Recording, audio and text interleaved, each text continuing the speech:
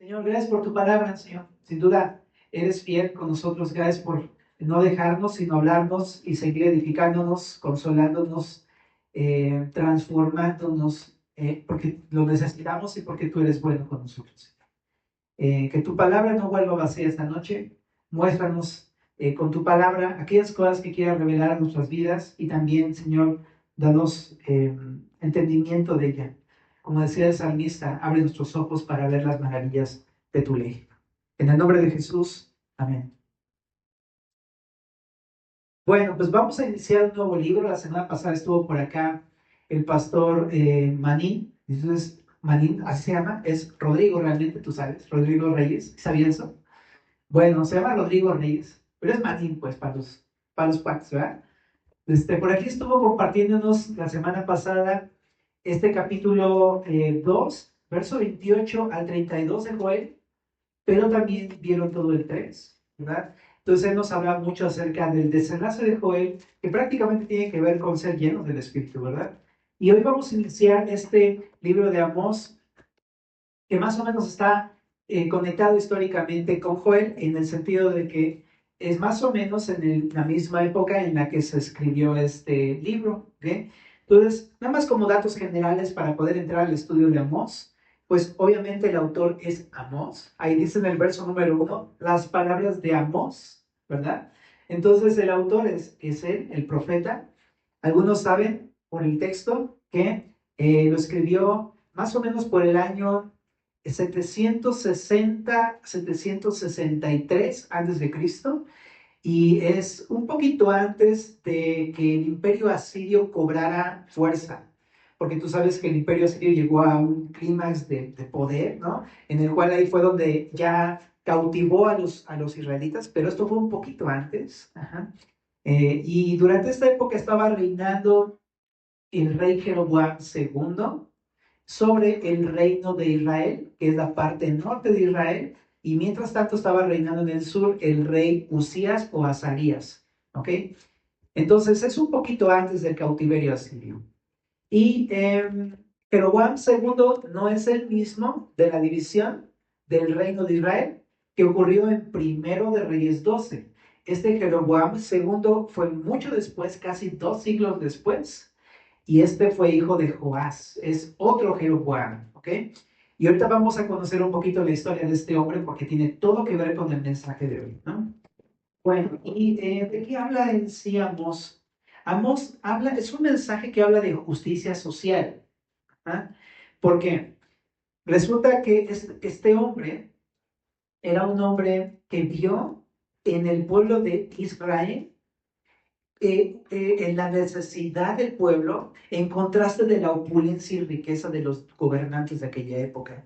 Por lo cual se levanta, guiado por el Espíritu y por el Señor, a confrontar estas cosas. Entonces, de eso habla este libro de Amós. Y el propósito es llevar a los israelitas a volver otra vez a una verdadera piedad, no solamente de doctrina, de teología, sino que se viera de una manera viva en sus propias vidas, valga la redundancia. Ahora también, ahorita vamos a ver el contexto, solamente quiero decirte qué es lo que queremos entender de todo este libro. Que el creer en Dios es algo más que un asunto personal, no solamente es algo que tiene que ver conmigo, sino que tiene que ver con esta fe que puedo tener hacia Dios, siempre se va a ver reflejada en ayudar a aquellos que no tienen esta bendición de conocer a Dios. Se va a ver reflejado en ayudar a los necesitados, al pobre, a la viuda, al menesteroso. Y esa va a ser la verdadera piedad, digamos, según Amós. Y el verso clave de este libro es el que está en el capítulo 5, verso número 14 y 15. Te lo leo. Dice: buscad lo bueno y no lo malo, para que viváis, porque así Jehová, Dios de los ejércitos, estará con vosotros, como decís.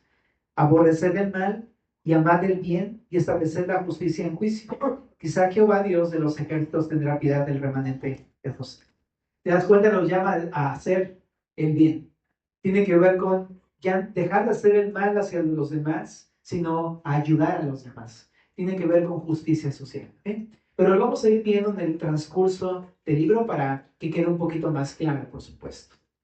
Bueno, después de esto, entonces vamos a empezar nuestro estudio en el capítulo 1, en el verso número 1, y leamos juntos. Dice así: las palabras de Amós, que fue uno de los pastores de Tecoa, que profetizó acerca de Israel en días de Usías, rey de Judá, y en días de Jeroboam, hijo de Joás, rey de Israel, 2 años antes del terremoto.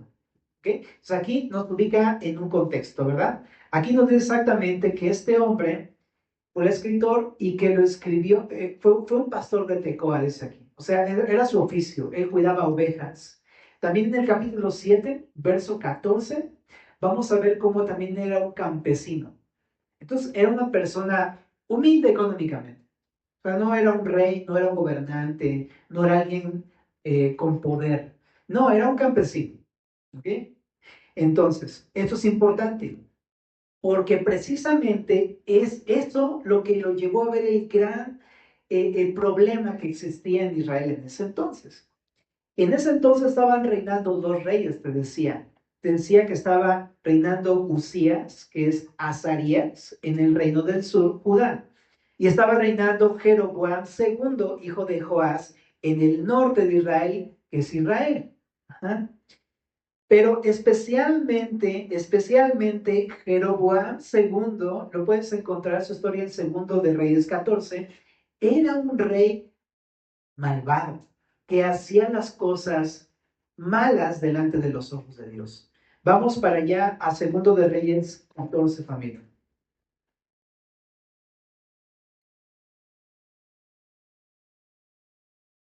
Dice en el verso 23, Segundo de Reyes 14, 23. El año 15 de Amasías, hijo de Joás, rey de Judá, comenzó a reinar Jeroboam, hijo de Joás, sobre Israel en Samaria y reinó 41 años. Estoy explicando la ascendencia de este rey Jeroboam II, y dice que era rey de Israel. Es Jeroboam II, ¿ok? Y dice, e hizo, ¿qué dice?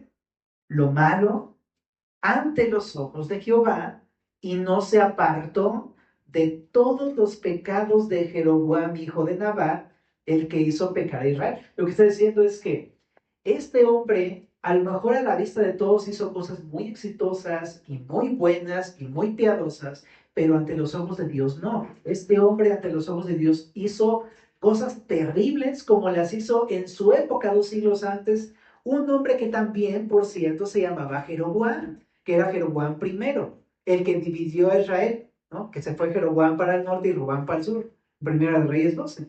Pero así como ese hombre hizo cosas malas y condujo al pueblo de la idolatría y al pecado, este hombre hizo exactamente lo mismo. Y dice aquí que no se apartó de esos pecados. Bueno, ahora, dice acá adelante, ¿qué cosas buenas hizo Jeroboam II? Verso 25. Él restauró los límites de Israel, pero desde la entrada de Amat hasta el mar del Arabá, conforme a la palabra de Jehová, Dios de Israel, la cual él había hablado por su siervo Jonás, hijo de Amitai, profeta, que fue desde Gad-Efer. Porque Jehová miró la muy amarga aflicción de Israel, que no había siervo ni libre, ni quien diese ayuda a Israel.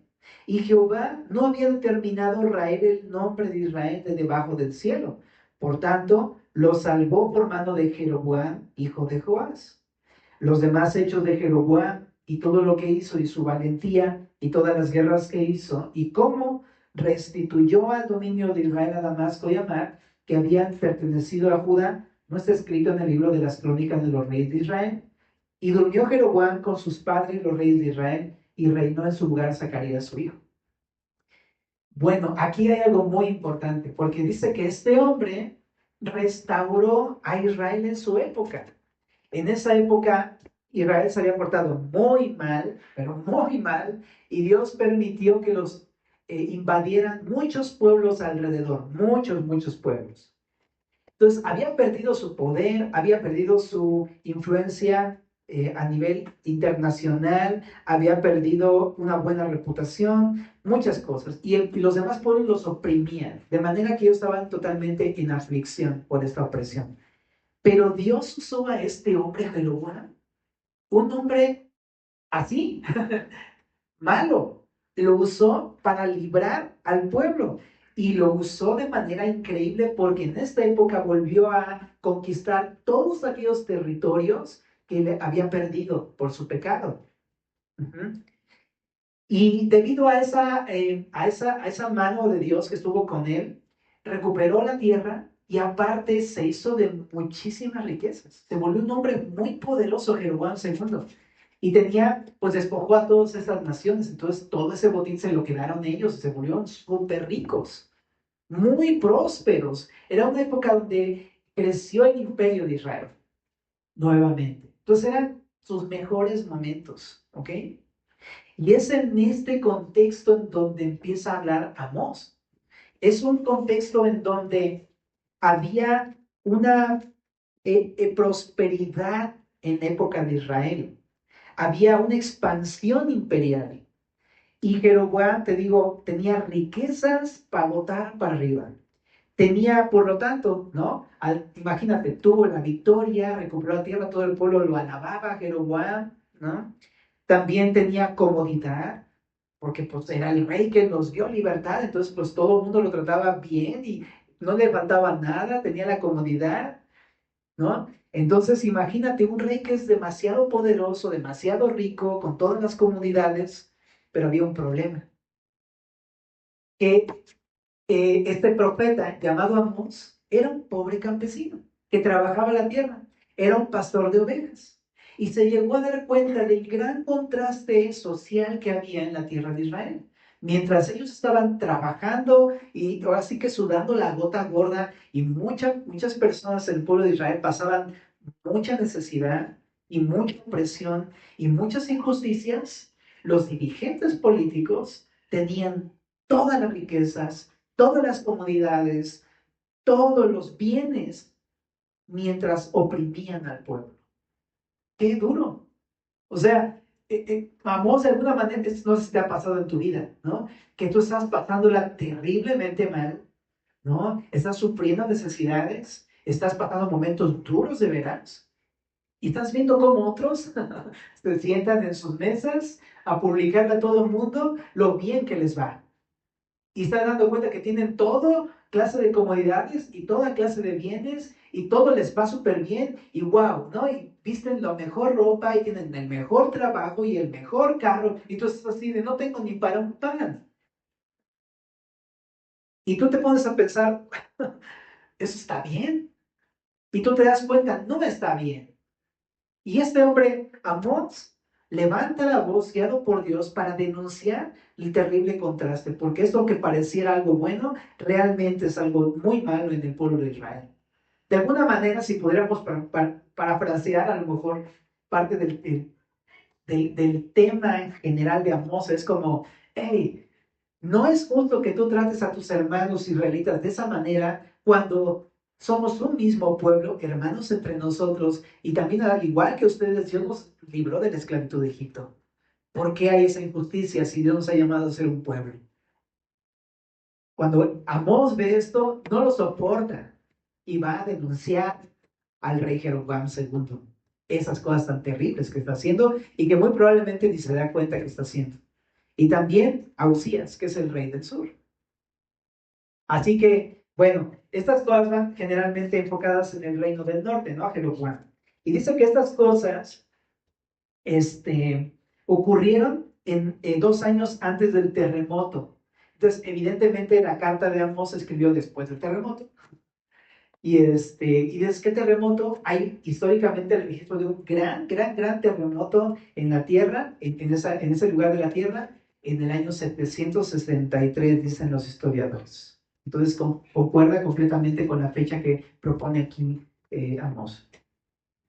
Ok, ahora sí ya que vamos viendo todas estas cosas, también quiero añadir una cosa más. Va a ocupar imágenes de pastoreo, tanto imágenes como de siembra y de un campesino, para mostrar verdades y para mostrar el peligro que se acercan contra estas personas que han hecho tantas injusticias entre el pueblo. ¿Ok? Pues así está el contexto de este libro de Amós. Vamos al verso 2. Dice, dijo, Jehová rugirá desde Sión y dará su voz desde Jerusalén, y los campos de los pastores se enlutarán y se secará la cumbre del Carmelo. Primero déjame decir esto. ¿Qué es esto de que Jehová rugirá? Bro, no sé si alguna vez te has parado enfrente de algún león rugiendo. Si has ido aquí a Rancho Mágico o algo así, o has tenido la desdicha de que un león se te aviente en African Safari o algo así al camión, pero sabes que está terrible, ¿no? La idea de que un animal tan poderoso, tan grande, te ruja esa vez para correr, ¿sabes? Lo que está diciendo aquí es que Dios está muy, muy enojado por la injusticia que está ocurriendo. No es algo que solamente Amós ve, es que es una realidad la que está sucediendo en el reino de Israel. Y Dios no se complace para nada de lo que está sucediendo. Ahora, en el verso número 2 también anuncia un juicio, pero lo va a expandir durante toda la carta. Así es que leamos en el verso 3 todas las injusticias que Amós está denunciando contra las naciones y en especial contra Israel. ¿Okay? Dice así, así ha dicho Jehová, por 3 pecados de Damasco y por el cuarto no revocaré su castigo, porque trillaron a Galaad con trillos de hierro. Prenderé fuego en las casas de Hazael y consumirá los palacios de Ben-Hadad. Y quebraré los cerrojos de Damasco y destruiré a los moradores del valle de Abén y los gobernadores de Bet-Edén, y el pueblo de Siria será transportado a Kir, dice Jehová. Bueno, esta frase, por 3 pecados y aún el cuarto, es algo que se va a repetir durante todo el capítulo, de hecho hasta el capítulo número 2, pero está hablando acerca de, no es que sean nada más 3 o 4, ¿ok? Sino está diciendo que Dios, está viendo todas estas injusticias como pecado y Él tiene un registro perfecto de cada cosa mala que están haciendo. Pero empieza a denunciar el pecado no de Israel, sino que empieza primero por las naciones. Porque no es que solamente Israel esté mal, sino en general el mundo estaba mal, así como lo está el día de hoy. Y Dios tiene el registro de cada cosa injusta que se ve en el mundo. Por un lado pienso, cuando vivimos en un mundo tan terrible, lleno de injusticias, Señor, ¿tú estás a cargo de todo esto? ¿Tú en verdad ves todas estas cosas? ¿Ves lo que me está pasando? ¿Ves lo que está sucediendo? Sí, Dios tiene un recuento de cada injusticia que el mundo hace. Y no está contento con eso. Y no está feliz con eso. El Señor está como un león rugiente esperando el día del juicio. Y la gente debería saber eso. Por eso aquí le está diciendo a Damasco, que es un pueblo gentil, viene el juicio, porque Dios sabe qué has hecho. Y lo primero que dice aquí, denuncia a Damasco porque trillaron a Galaad con trillos de hierro, o sea, los destruyeron por completo, la tierra la destruyeron por completo. Entonces, ¿sabes? Primero, ¿no? Es un llamado a las naciones en general, ¿no? Aquí dice Damasco, pero en general, Dios sabe, ¿no? Cuando hay este tipo de abusos contra la tierra, ¿no? Hay este tipo de abusos contra destrucción contra alguna persona o contra alguna sociedad o contra alguna comunidad. Dios tiene en cuenta ese tipo de cosas. Bueno, no quiero clavarme tanto en los detalles porque creo que el punto está más adelante, pero ahí puedes ver con más detenimiento exactamente a los responsables, a Asael, ¿verdad? Y también dice Ben-Hadad, hay nombres y los puedes encontrar con detalle en el libro de los reyes. ¿Ah? Ahí los puedes encontrar. Pero ¿sabe quiénes son los responsables? ¿Sabe quiénes son los que ocasionaron todo este asunto? ¿No? Pero también dice aquí los moradores del valle de Abén, ¿no? Los gobernadores, el pueblo, ¿sabe? ¿Quiénes están involucrados? Y Dios va a juzgar a cada uno de ellos. Bueno, después de establecer un juicio contra Damasco, ahora va a hablar contra Gaza en el verso número 6. Dice así. Así ha dicho Jehová, por 3 pecados de Gaza y por el cuarto, no revocaré su castigo, porque llevó cautivo a todo un pueblo para entregarlo a Edom. Prenderé fuego en el muro de Gaza y consumirá sus palacios, y destruiré a los moradores de Ashdod y a los gobernadores de Ascalón, y volveré mi mano contra Ecrón, y el resto de los filisteos perecerá, ha dicho Jehová el Señor. Ahora se va contra Gaza, justo donde está la guerra el día de hoy. en Gaza, ¿no?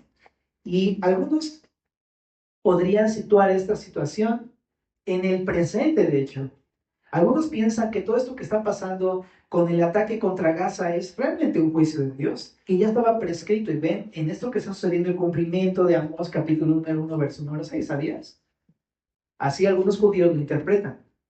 Esto es muy interesante, porque estaba prescrito.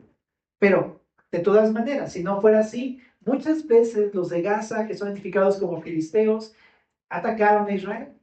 Y una de estas cosas dice aquí que llevaron a todo un pueblo cautivo para entregarlo a Edom, ¿no? Edom es Irán. ¿Te suena, verdad? Eso es lo que estamos viendo. Por eso algunos piensan que es el cumplimiento de esto que estamos viendo el día de hoy. Como sea, es tomar a alguien para entregarlo a otro. O sea, ni siquiera ellos estaban tomando en mano propia una venganza, sino que simplemente pidieron ayuda a Edom para que los destruyeran. Y Dios vea eso como algo malo simplemente y va a hacer un juicio contra ellos. Pero tanto en el juicio con Damasco como en el de Gaza son cosas injustas. Ahora, en el verso número 9 va a continuar un juicio contra los de Tiro. Dice, así ha dicho Jehová, por 3 pecados de Tiro y por el cuarto no revocaré su castigo, porque entregaron a todo un pueblo cautivo a Edom y no se acordaron del pacto de hermanos. Prenderé fuego en el muro de Tiro y consumirá sus palacios. Entonces aquí hay unos de la ciudad de Tiro, ¿no? Y aquí el pecado específicamente que denuncia es que no se acordaron del pacto de hermanos. Eran hermanos y aún siendo hermanos se atacaron. Y eso es algo que también denuncia el profeta Amós y lo ve como algo injusto. Como en el día de hoy, ¿no? Como cuando entre hermanos nos andamos atacando. Ahora en el verso número 11 dice así. Así ha dicho Jehová, por 3 pecados de Edom y por el cuarto no revocaré su castigo, porque persiguió a espada a su hermano y violó todo afecto natural. Y en su furor le ha robado siempre y perpetuamente ha guardado rencor. Prenderé fuego en Temán y consumirá los palacios de Bosra. O sea, aquí habla contra Edom, ¿no? Este enemigo muy conocido del pueblo de Israel. Y también aquí lo que saca a denunciar es que persiguieron a espada a sus propios hermanos, los mataron. Y dice aquí que violaron todo afecto natural. Es pleitos, básicamente se traduce en pleitos entre hermanos. Y este fue la injusticia de los edomitas. Y esto nos remonta a toda la historia. ¿Te acuerdas quién era Edom? Rojo, Esaú, ¿verdad? Todo esto empezó desde el principio con una bronca entre hermanos, Jacob contra Esaú. Se querían matar, ¿no? Bueno, más bien Esaú quería matar a Jacob. Entonces, desde ahí este pueblo ha sido enemigo de Israel, ¿no? Y Dios lo ve como algo injusto. En el verso número 13 continúa, dice, así ha dicho Jehová, por 3 pecados de los hijos de Amón y por el cuarto no revocaré su castigo, porque para ensanchar sus tierras abrieron a las mujeres de Galaad que estaban encintas. Encenderé fuego del muro de Rabá y consumirá sus palacios con estruendo en el día de la batalla, con tempestad en día tempestuoso, y su rey irá en cautiverio y él y todos sus príncipes, dice Jehová. Otro pecado que denuncia contra Amón en este caso es la violencia que echaron mano los amonitas. Qué terrible, ¿no? O sea, esto que estamos leyendo es algo horrible. O sea, uno lo piensa y dice, ¿cómo puede haber gente tan perversa así? Y en este caso hicieron esto. ¿Qué culpa tenían las mujeres y qué culpa tenían los hijos de estas mujeres? ¿No? Entonces estamos hablando de una violencia, como el día de hoy, ¿no? El mundo sufre de violencia de una manera horrible en todo momento. Si pudiéramos ver lo que Dios ve debajo de los techos de las casas, todos los días, de manera tan perversas, ¿no? Pero este profeta denuncia estas cosas. Dios va a juzgarlos, ¿no?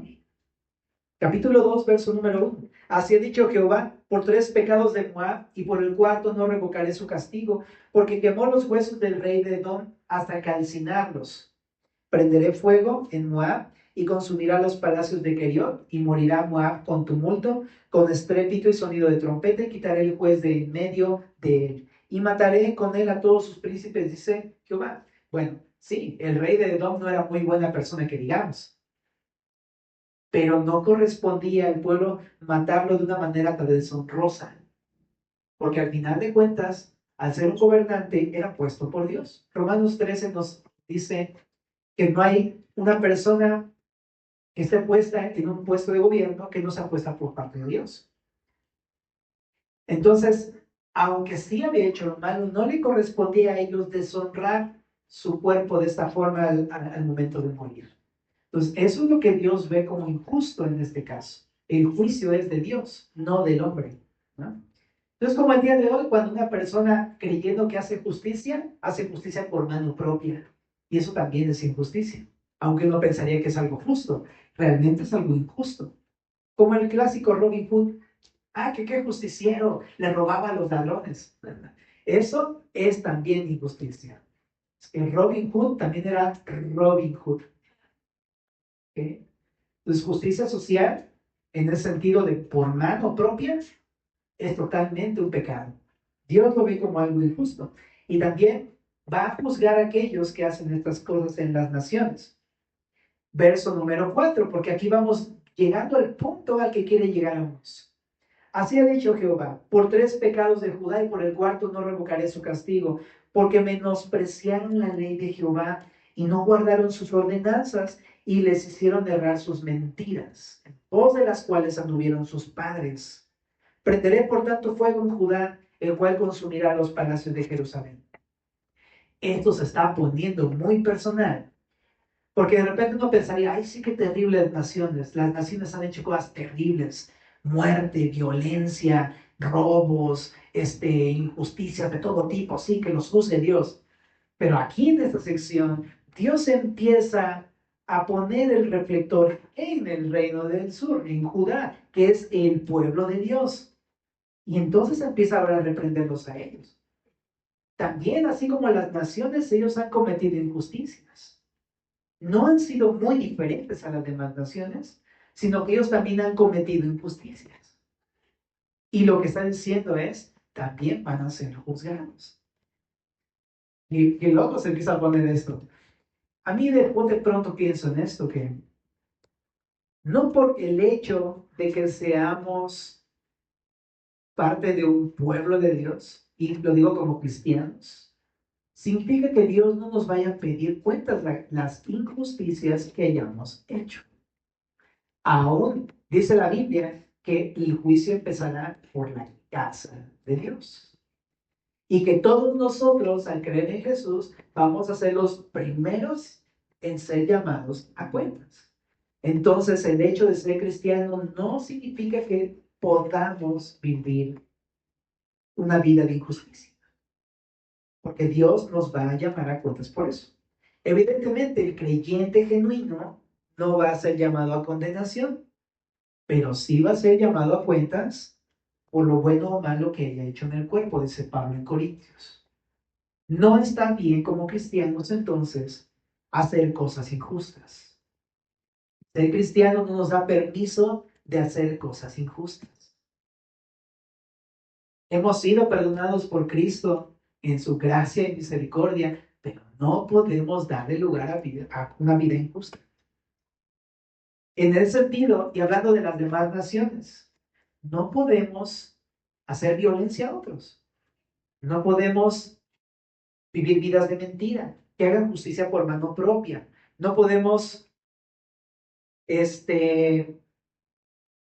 pelearnos entre hermanos. No podemos eh, hacer violencia como en las demás naciones. ¿Me explico? Este es lo mismo, pero en nosotros como pueblo de Dios, ¿no? Entonces, está muy interesante esto. Ahora, una de las cosas que denuncia de Judá muy específicamente es que ellos, a lo mejor en Judá, no es que cometieran las cosas tan terribles de otras naciones. A los ojos de los hombres, a lo mejor les puede decir, nosotros somos judíos, jamás haríamos eso, algo así, ¿no? Pero Dios les dice qué es lo que fallaron, les dice, menospreciaron la ley de Jehová y no guardaron sus ordenanzas y les hicieron errar sus mentiras en pos de las cuales anduvieron sus padres.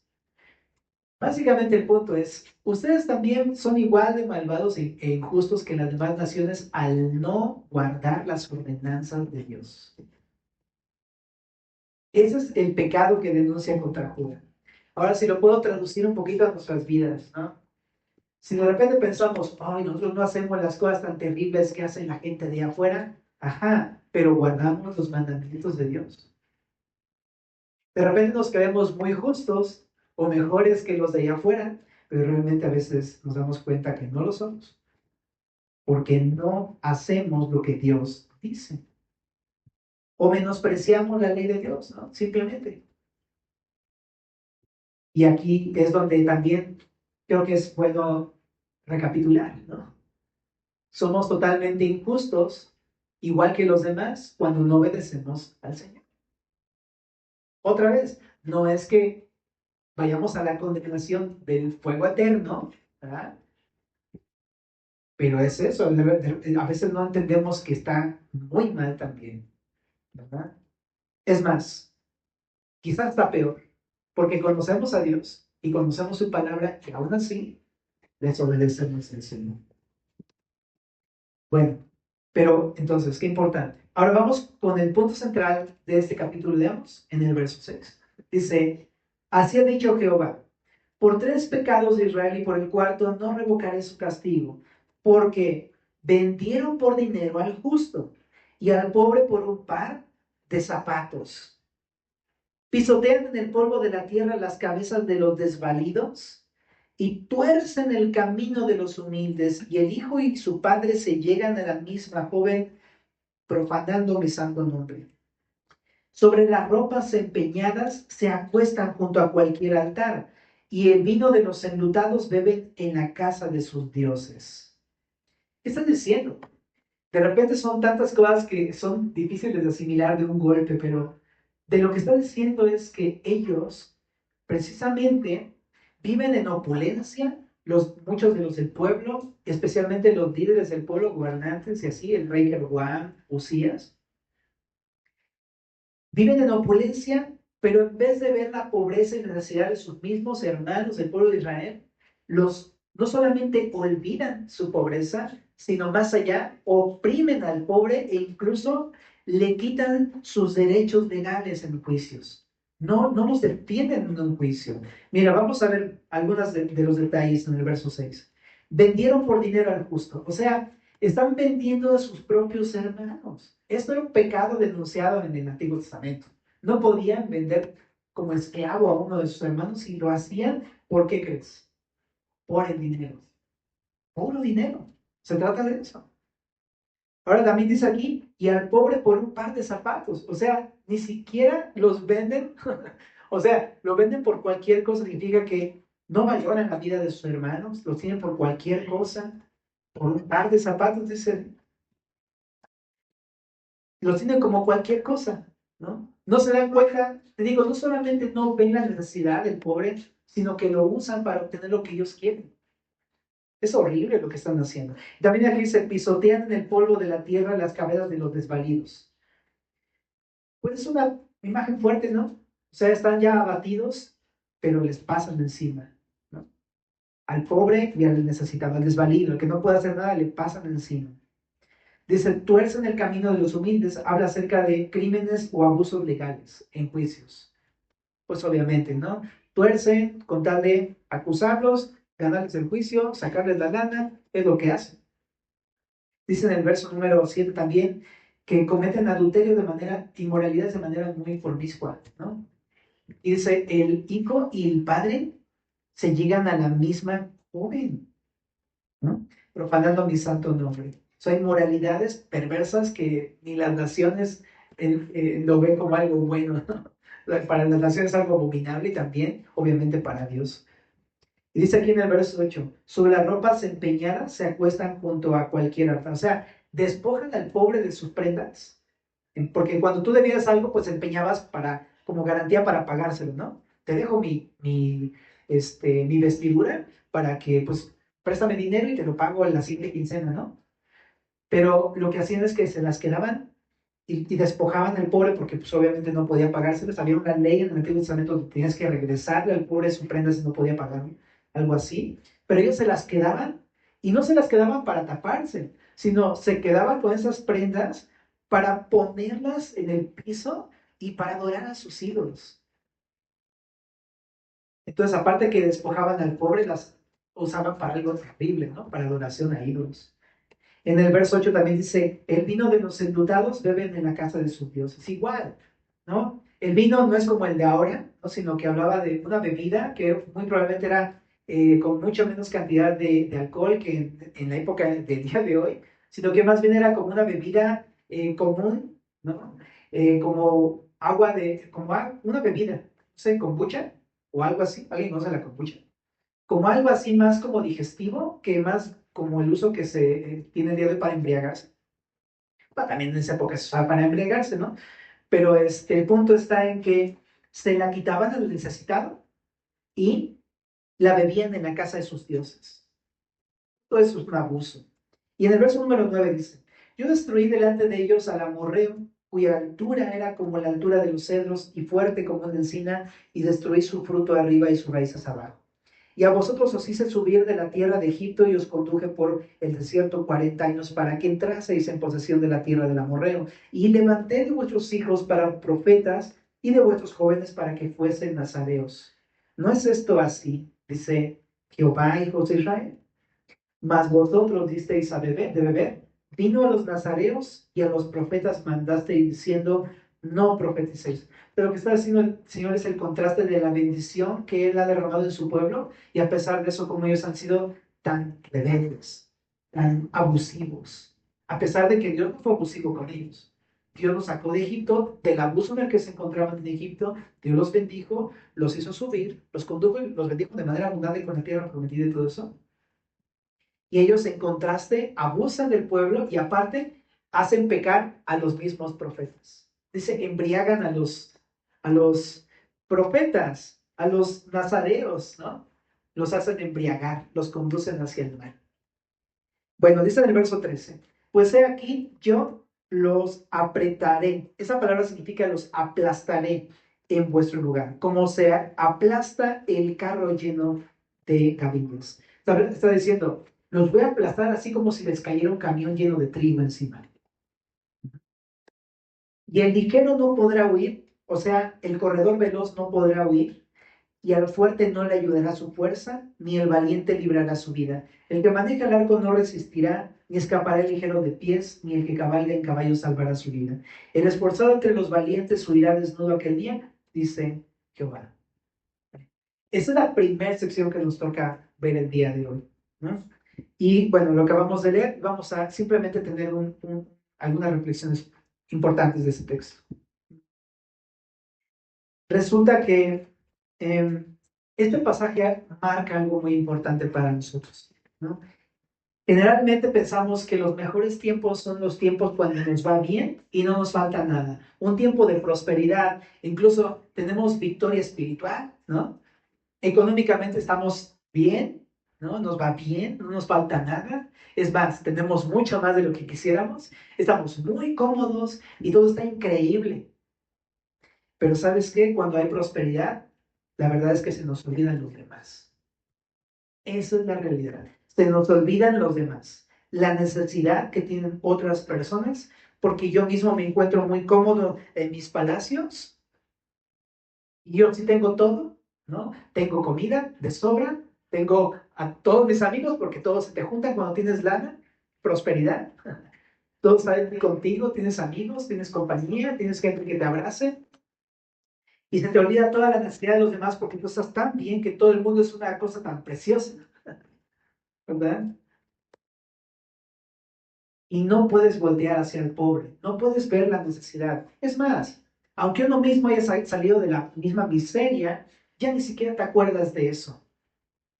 Yo la verdad es que me doy cuenta como cuando la prosperidad realmente no es algo tan fácil de sobrellevar. Se nos olvida de dónde nos sacó Dios. Se nos olvida la manera en cómo Dios nos ha rescatado, provisto, ayudado, bendecido de maneras tan inimaginables. ¿Para qué? Para que podamos ver al pobre, al desvalido, al necesitado, al que no tiene nada y poder compartirle. ¿Y hacemos eso? No. ¿Sabes qué hacemos? Todo lo queremos para nosotros mismos. Todo. Eso es lo que pasa con la prosperidad. Y eso es lo que sucede con nosotros en la vida cristiana muchas veces. Tenemos tanto que nos olvidamos de ver a los demás. ¿Cómo es posible? Olvidamos a otros porque se nos olvidó de dónde nos sacó Dios de Egipto. Y oprimimos a otros porque se nos olvidó que Dios nos salvó de la opresión de Egipto. ¿No te acuerdas que antes de Cristo, no te acuerdas cómo no teníamos nada? Éramos unos miserables y se nos olvidó. ¿Y cómo éramos oprimidos por ese sistema? Y se nos olvidó. Y ahora empezamos nosotros a vivir solamente para nosotros mismos, más y más, siempre y cuando yo esté bien, los demás no me importan. Y empezó a oprimir a otros porque se me olvidó que yo era ese al que yo oprimo al día de hoy. ¿No? Y la opresión no solamente se ve en el olvido, y la opresión se puede ver en el área económica en el sentido de que pues no doy a otros absolutamente nada y no comparto nada, todo lo tengo para mí mismo, pero también en el sentido de la opresión en el que empiezo yo a maltratar a otras personas, porque ya olvidé que yo era ese. Empiezo a tratar a todos con la punta del pie, con la punta del zapato, con mis malas actitudes, porque olvidé que yo era ese, pobre, oprimido. Yo te reto a que te cuestiones a ti mismo. Que si tú tienes alguna actitud de olvido o de opresión hacia las personas, no importa quién sea, pero te das cuenta que quizá pensando que a lo mejor tú estás muy bien, a lo mejor tú eres este pobre, necesitado al que Dios sacó y todo se te ha olvidado. Sí, sí quiero decirte una cosa muy clara. No te da, o sea, a veces uno piensa que está muy bien, pero en verdad no te pones a pensar qué piensan los demás cuando te ven a ti tan bien en tu vida y los otros están pasando tan mal. Eso no es amor, eso es injusticia. Y muchas veces lo disfrazamos. Ay, ¿qué tiene? ¿Qué tiene? Pues gracias a Dios, yo simplemente estoy haciendo, pues recibiendo las bendiciones de Dios. Sí, pero cuando solamente te enfocas en eso y no ves por otros, está el problema. Eso no se puede decir que es una buena manera de vivir como cristiano. Esa es injusticia. No está mal que Dios te bendiga, obviamente. No está mal la prosperidad. Lo malo es cuando nosotros empezamos a olvidar el bien de los demás, cuando empezamos a olvidar y empezamos a oprimir a los demás. Ahí está el problema. Ok, ahora también, esto no solamente se remite a un tema económico, fuera muy sencillo, pues demos limosna entonces, y pum, se acabó el problema. No, ¿sabes qué? Como cristianos muchas veces no damos nuestro tiempo absolutamente a nadie. No damos nuestro tiempo. Nosotros hemos sido enriquecidos con la riqueza de Cristo, con toda bendición espiritual en los lugares celestiales. Tenemos la oración, tenemos la palabra, conocemos los versículos, sabemos que podríamos decir a alguien que necesita nuestras palabras y no le damos absolutamente nada. Lo olvidamos. Es más, oprimimos a las personas con los mismos versículos de la Biblia. Eso me da vergüenza. Y también pienso que es porque olvidamos de dónde nos sacó el Señor. Olvidamos que en un momento hubo alguien que se compadeció de nosotros y nos dio ese versículo que necesitábamos cuando más lo necesitábamos, ¿no? Y también lo olvidamos y usamos a otros de manera opresiva con la palabra de Dios. Qué pena cuando usamos los versículos para aplastar a las personas. Ahora también, no solamente en cuestión de la palabra, toda bendición espiritual, ni oras no oras por nadie. Señor, síguenos proveyendo. Ay, gracias por todo, que siga habiendo más y más. y nunca oras por los demás. Nunca oras por sus necesidades ni materiales, ni espirituales, ni la salud, ni el bien de ningún tipo. Señor, castígalos. Eso es lo que uno hace en oración. Usa la oración como un medio para vengarte. Amor, eso también lo podemos extender al punto del amor. Porque en vez de ser así como el Señor nos amó, al contrario, no amamos a la gente. Olvidamos amarlas, por así decirlo. Y en vez de amarlas, las suprimimos y las maltratamos. Las empezamos a aborrecer, a odiar a las personas, siendo que a nosotros nos aborreció el Señor. De tal manera amó Dios al mundo que ha entregado a su Hijo unigénito para que todo aquel que en él cree no se pierda, mas tenga vida eterna. ¿Realmente estoy amando a las personas? ¿O estoy más bien odiando a las personas? Estoy mostrando todo lo contrario, lo que es el amor a las personas. ¿Cómo tratas a la gente? Te digo, eso se puede extender a muchas áreas de la vida. ¿Qué haces con la necesidad de las personas?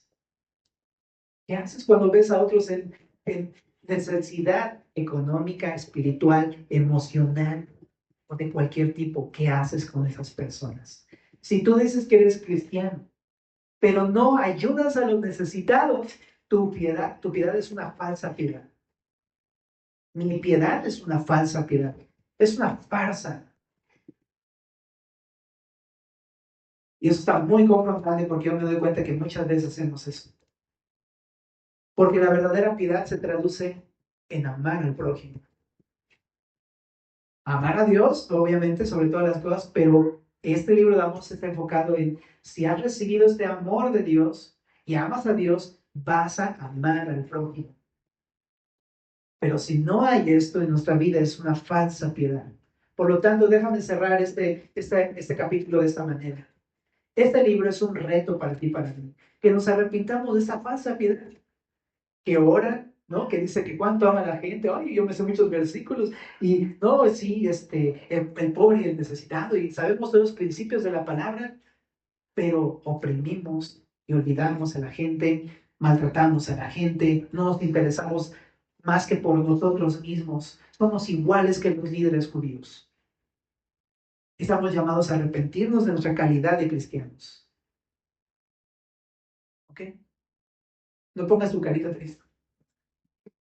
Bueno, sí, ponle un poco, pero para pedirle perdón al Señor, si es que tienes que pedirle perdón al Señor. Pero también al mismo tiempo recuerda, este libro de Amós está enfocado, por eso al final les va a decir, hey, vuelvan a la verdadera piedad, vuelvan a hacer lo bueno, vuelvan al bien, vuelvan a buscar a Dios, pero ya no como antes, ¿verdad? Entonces, oremos pues, ¿te parece?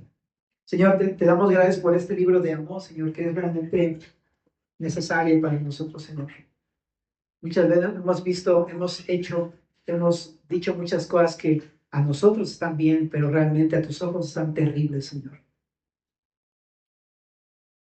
A los ojos del mundo probablemente son proezas, cosas increíbles, pero a tus ojos, Señor, es una vergüenza, Señor. Perdónanos por hacer lo malo, Dios, delante de tus ojos.